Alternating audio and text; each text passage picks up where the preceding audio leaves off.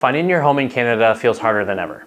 Prices are up, down payments are larger, and savings feel slow. But there's a government program that not everyone's taking advantage of. This program is called your First Home Savings Account, and it can help you with your tax contribution and growing money towards your first home. If you're planning on buying a home in the next 10 years, you'll want to look farther into the First Home Savings Account. Today, we're going to explain why the First Home Savings Account was created, how it works, how you can open it, and the benefits of the First Home Savings Account. The First Home Savings Account was created April 1st, 2023, and it was a federal government program brought on to help first-time home buyers with their down payment. Before that, buyers could use their RRSP or their TFSA, and essentially the First Home Savings Account is a combination of both. In simple terms, the First Home Savings Account gives you a tax deduction when you contribute to it, just like an RRSP. Your money can then grow tax-free in that account, just like a TFSA. When you withdraw that money from your First Home Savings Account, you don't pay tax on it like an RRSP.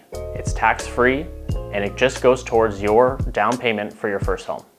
In order to open a First Home Savings Account, you have to meet three factors. You have to be over the age of 18, you have to be a Canadian citizen or a permanent resident, and you have to be a first-time home buyer. Once you open the First Home Savings Account, the clock starts ticking.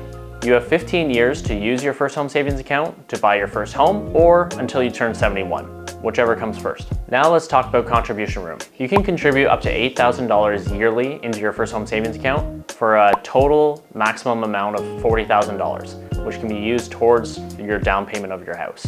Now, the key is once you start opening your First Home Savings Account, or once it's open, then you can start contributing to it, but that contribution room also grows as soon as you open it up. So if you don't have the $8,000 to contribute each year, you can still just open the account, and that contribution room allows you to grow it when you do have the funds. You can open your First Home Savings Account at any Canadian bank, credit union, or online brokerages. Once you have money in the account, you can grow it through EFTs, mutual funds, GICs, stocks, or other investment vehicles. For example, let's say you contribute $8,000 yearly to the First Home Savings Account. You reach the lifetime limit of $40,000, but over the time of you contributing, you've been making extra funds through stocks, bonds, GICs, and EFTs. So now that $40,000 has grown to $50,000, which you can use for your down payment on your first home. It's tax-free, and you don't have to pay anything back. When using your First Home Savings Account, you have to purchase the property in Canada, and it has to be used towards your personal residence. Many buyers also combined their First Home Savings Account with their TFSA and their RRSP home buyers plan.